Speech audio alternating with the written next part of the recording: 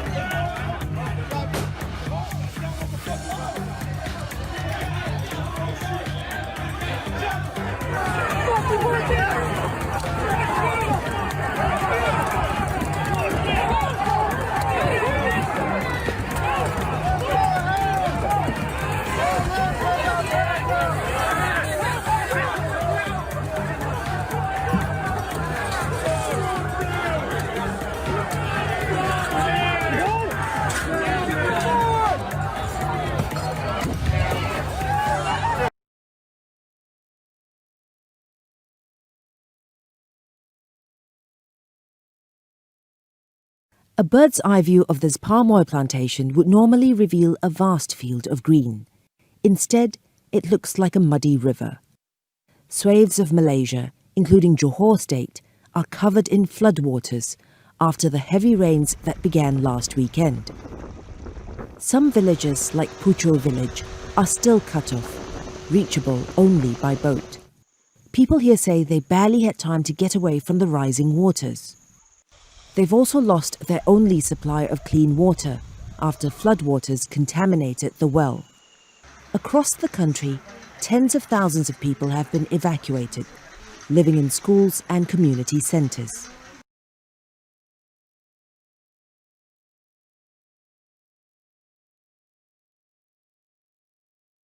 A grisly discovery in the city of Turhuna. This mass grave is evidence, people here say, of the war crimes committed by fighters loyal to the warlord Khalifa Haftar. Turhuna was Haftar's command center during his campaign to seize the Libyan capital, Tripoli. Hundreds of people are alleged to have been killed here by the El Kaniyat militia loyal to him. Those who have lost relatives want those responsible to face the International Criminal Court, or ICC, in The Hague. There is anger here in Turhuna over the lack of accountability committed by forces loyal to Haftar. City officials fear if justice isn't served through legitimate and lawful means, the generations to come may seek retribution themselves. The ICC has started an investigation, but has yet to bring any charges.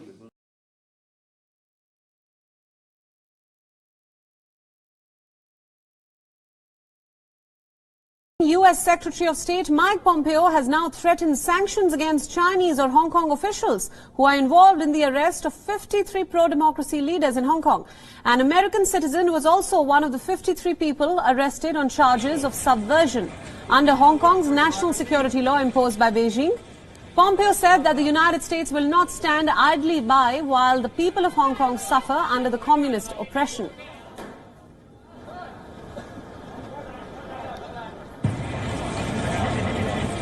Do you have anything to say to Hong Kong people? Continue to work for democracy and human rights in Hong Kong. Earlier on Wednesday, Hong Kong's police arrested 53 people in the biggest crackdown since China imposed a security law last year. The security law is aimed at quashing dissent brewing against the Chinese rule in Hong Kong.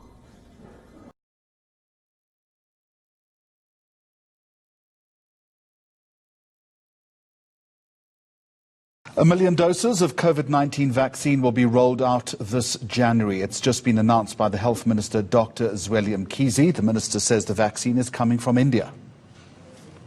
I'm pleased to announce that the Serum Institute of India has given us permission to make public announcement and start engaging with all the relevant stakeholders in preparation for the rollout. In our presentation, we also stated that as a country, we've estimated 1.25 million of health workers, both for public and private sector, need to be prioritized.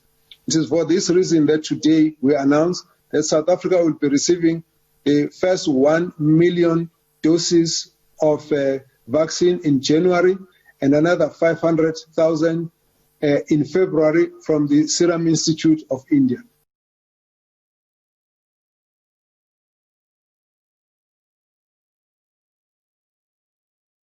Suspected gang leader and drug kingpin, Yaganathan Pillay, better known by his alias Teddy Mafia, has been killed in a shootout at his Durban home. Now, following the murder, in which unknown suspects were invited into Pillay's home before opening fire, police engaged in a shootout with community members, who had taken it upon themselves to capture the suspects, set them alight, and then behead them in the street.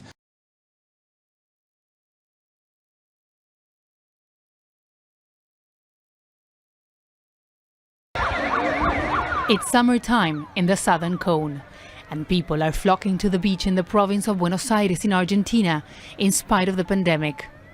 The police are trying to disperse them to prevent more infections. Authorities here are concerned about the increasing COVID-19 cases in the past few weeks. There's fears of a second wave in Latin America as governments are struggling to vaccinate the population. Securing vaccine supplies has been a major challenge for this part of the world if compared to wealthier nations. And that's why governments in the region are implementing lockdowns once again in spite of the economic impact they have.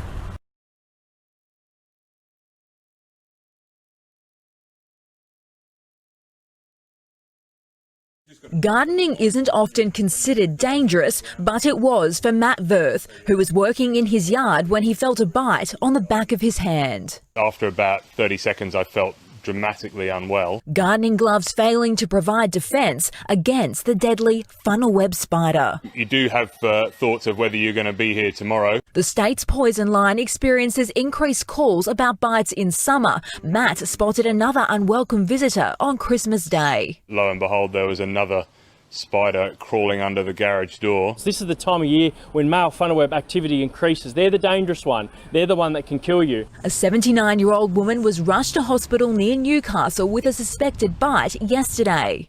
A funnel web death hasn't been recorded since 1981 thanks to the Reptile Park's anti-venom and advice like this. Immediately immobilise the limb that's been bitten, apply a pressure bandage, and then obviously seek immediate medical attention.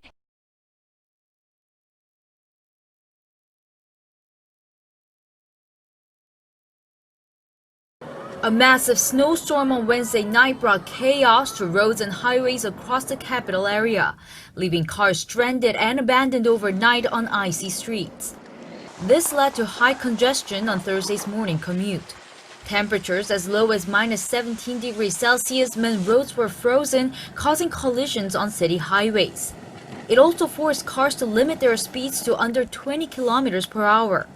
From 7 a.m., usually still relatively quite ahead of the peak of the morning commute, subway stations were already packed with people heading to work early.